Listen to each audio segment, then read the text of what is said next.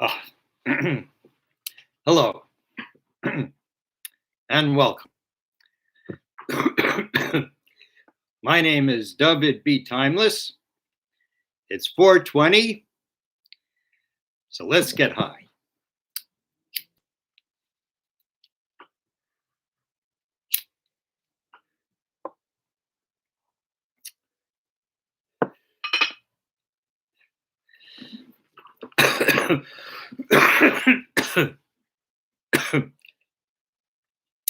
So,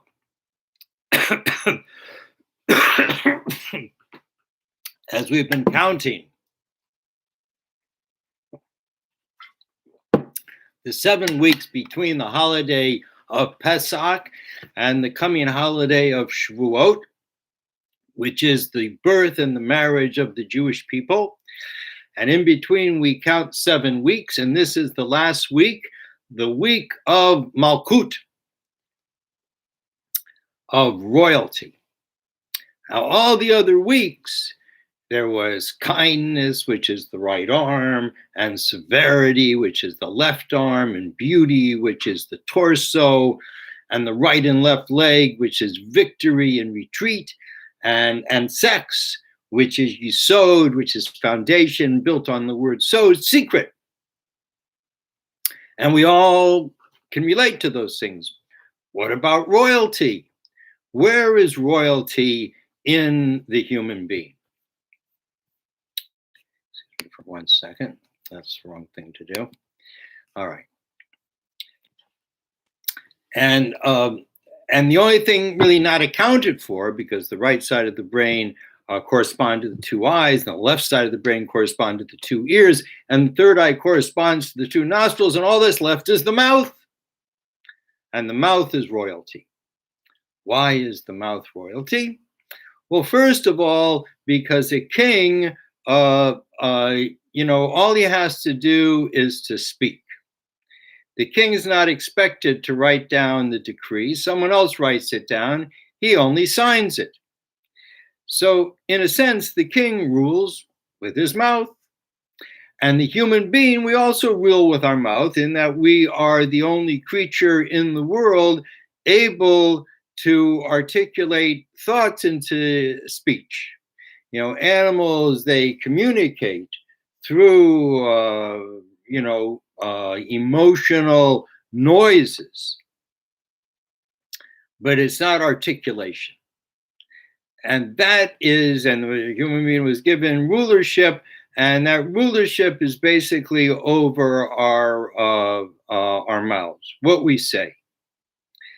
And what is said to us, because we live, in a sense, in a world where people rule us. When we're young, our parents rule us.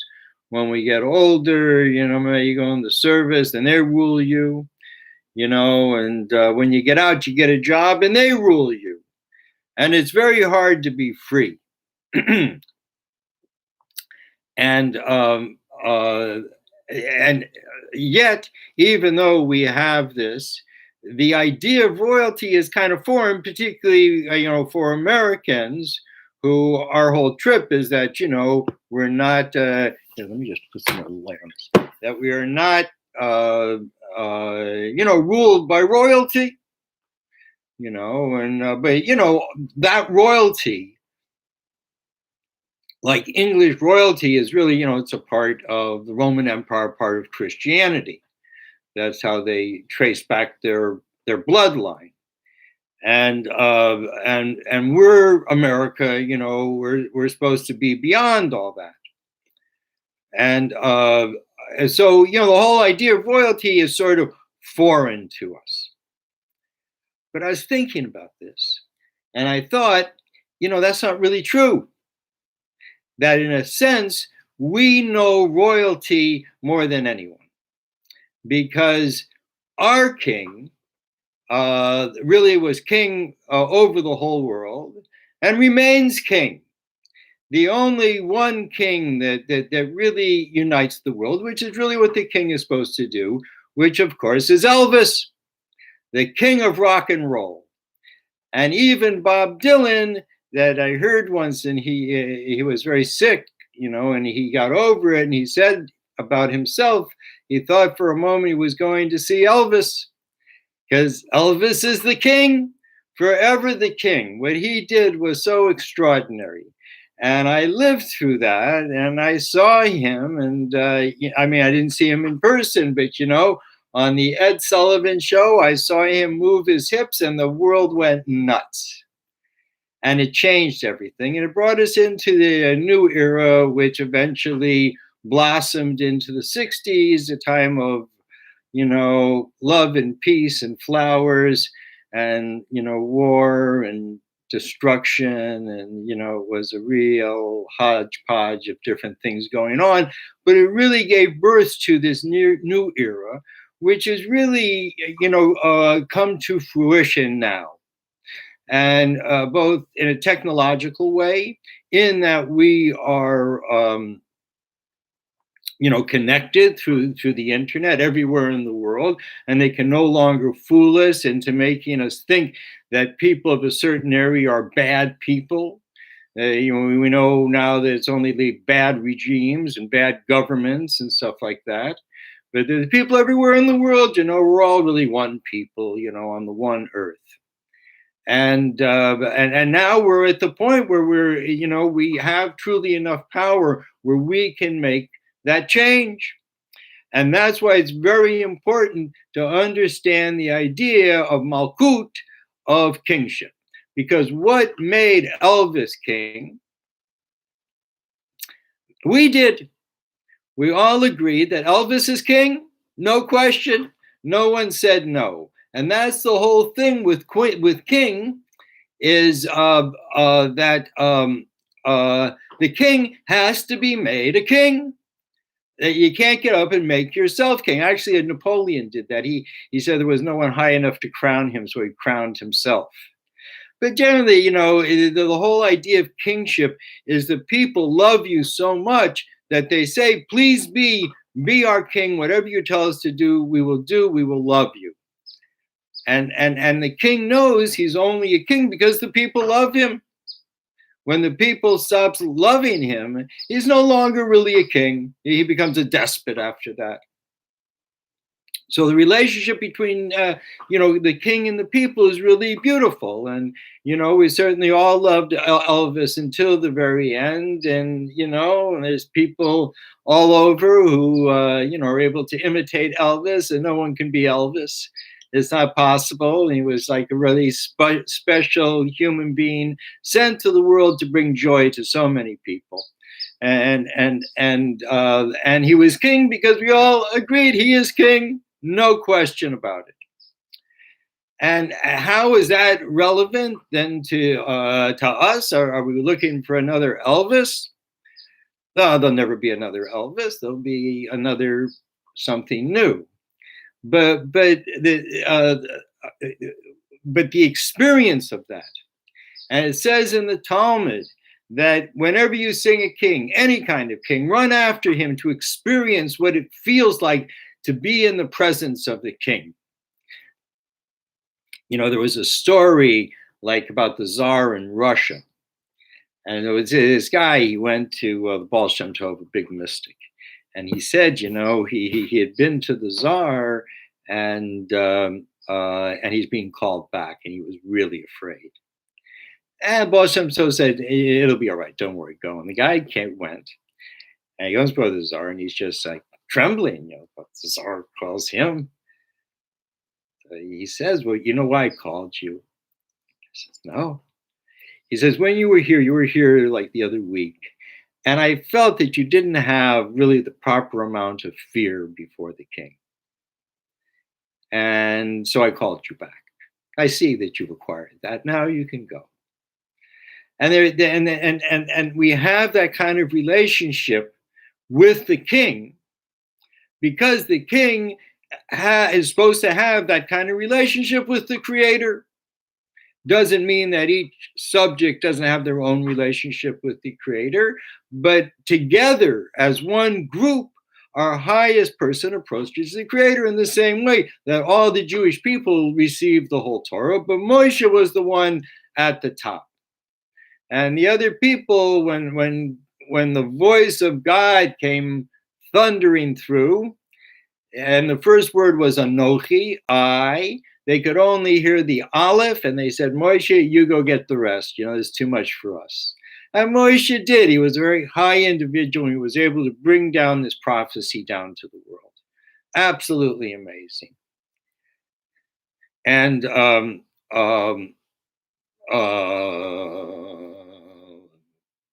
what was I saying?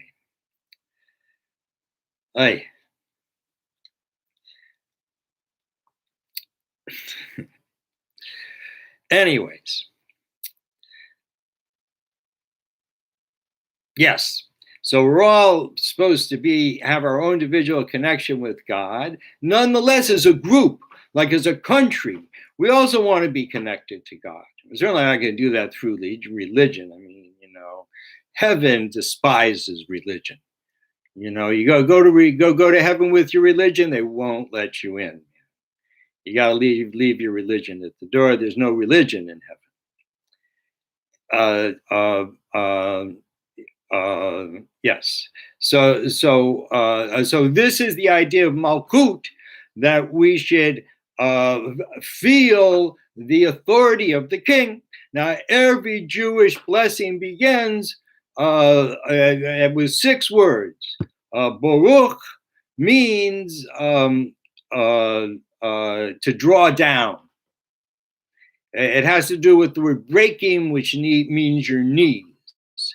And because when we bend our knees, we become closer to the ground. So that's a way of saying to the Creator, pour down on us the sustenance that we need. And then we address the Creator as Ata, you. No big thou or bullshit. It's a very simple you. And then we bring that down into the names. Adonai is what we call the Yud He Vav He, which we can't pronounce. Eloheinu is the name of God that is equivalent to nature. And then we say Melech, ruler, Olam of the world. Every blessing begins like that. Because the first thing to do when you come before the king is to acknowledge who the king is. First of all, who is the king? I mean, it's you. Who's you? Who is before us all the time, who's everything we do, who hears everything we say and knows everything we think, loves us, wants to have a relationship with. And this is our way of connecting. Ata, you. And then, to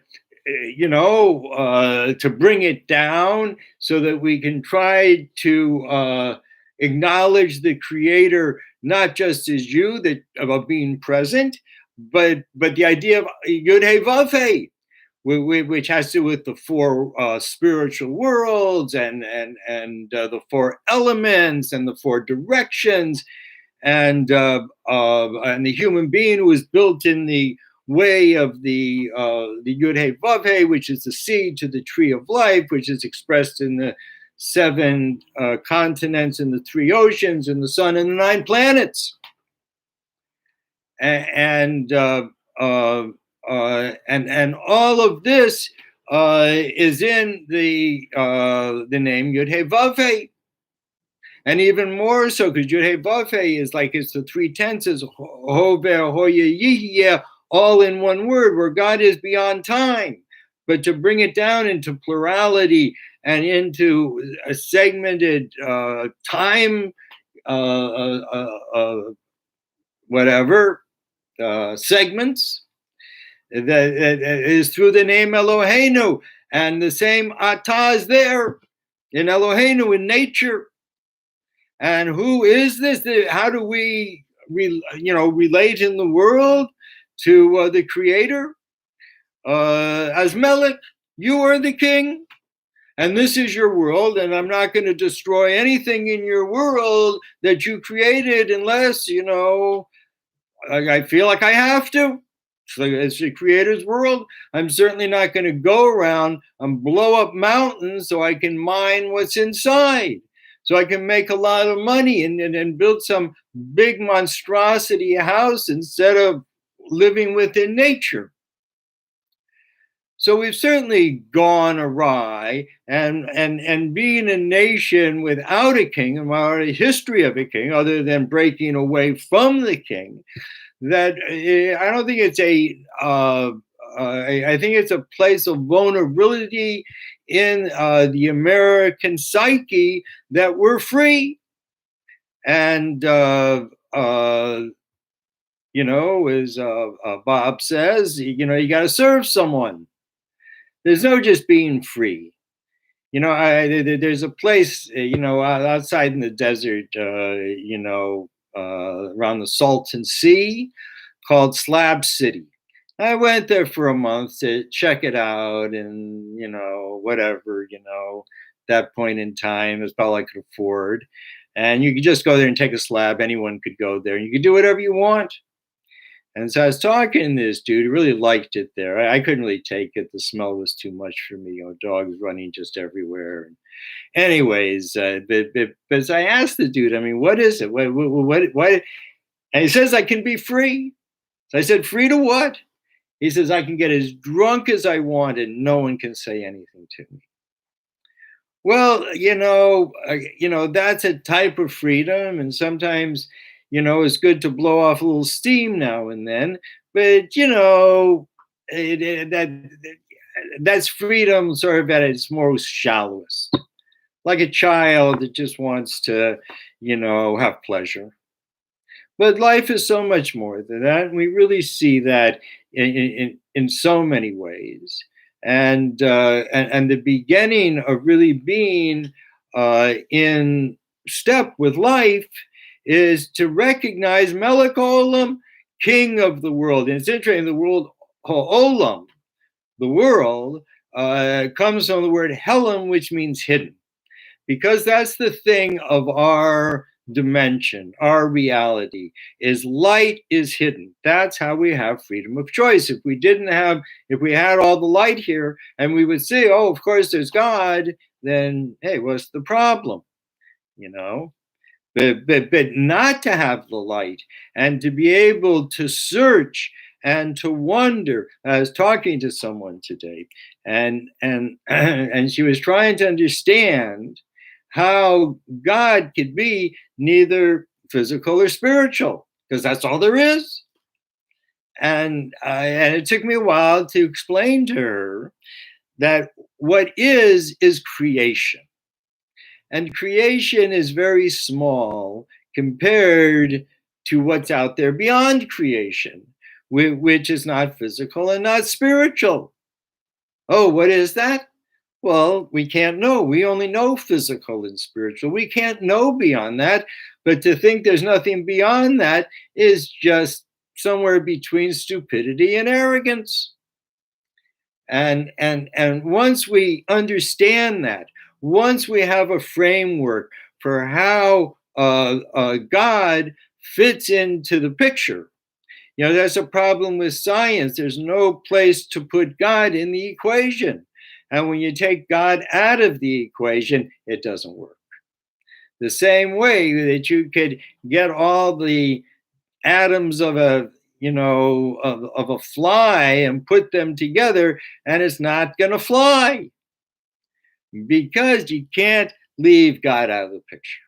And that's the real choice in life, is whether we want to lead life with God in the picture, or we want to live life and we want to instead depend on other people, depend on money, depend on a life insurance, depend on some man-made leader who tells you he's got your back in heaven.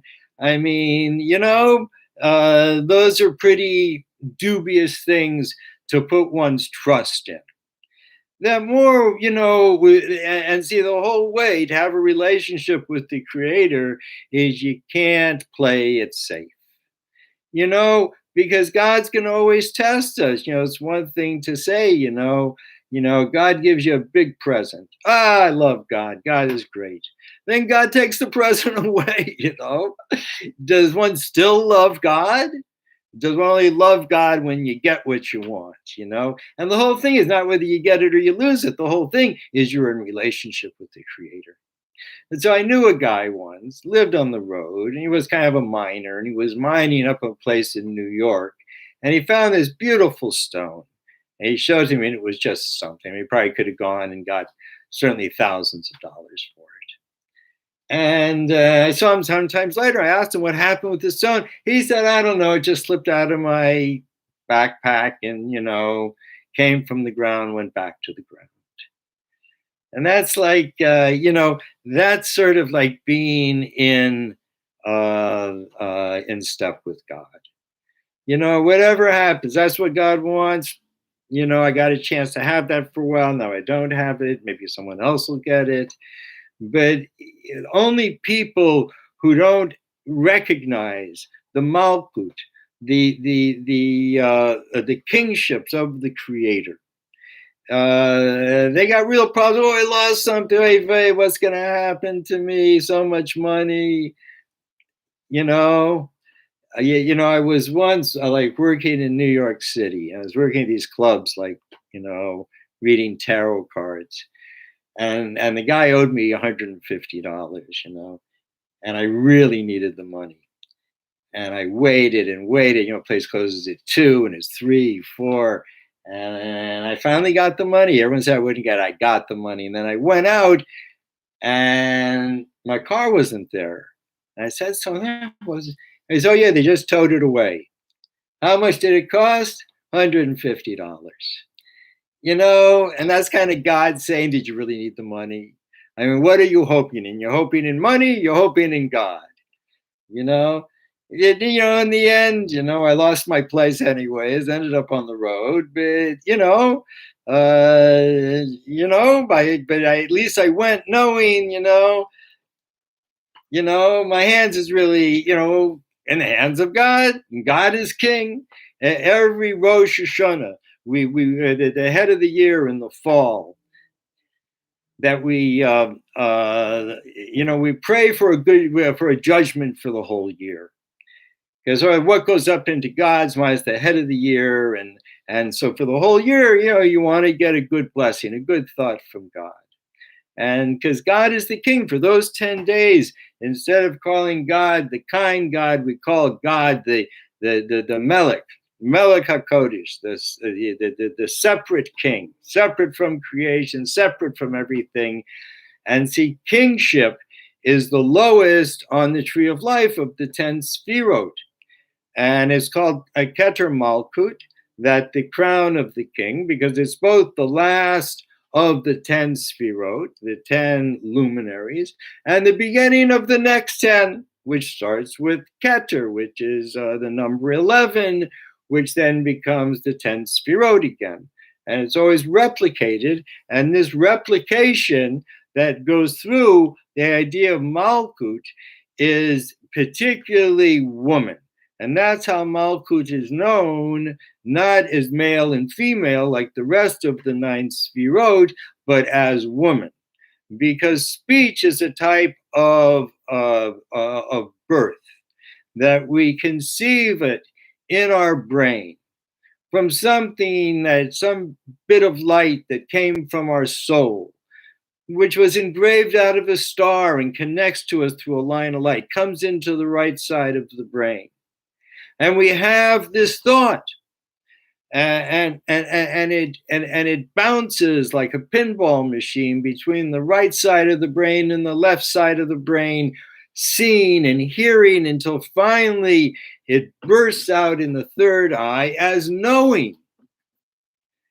And that knowing stops the mind from thinking, so all of the thoughts can drain down into the heart and initiate emotions, which also start going in every different direction, making a composite, so that finally it's imbued into the breath and comes out of the mouth full of passion or sadness and ideas and depth.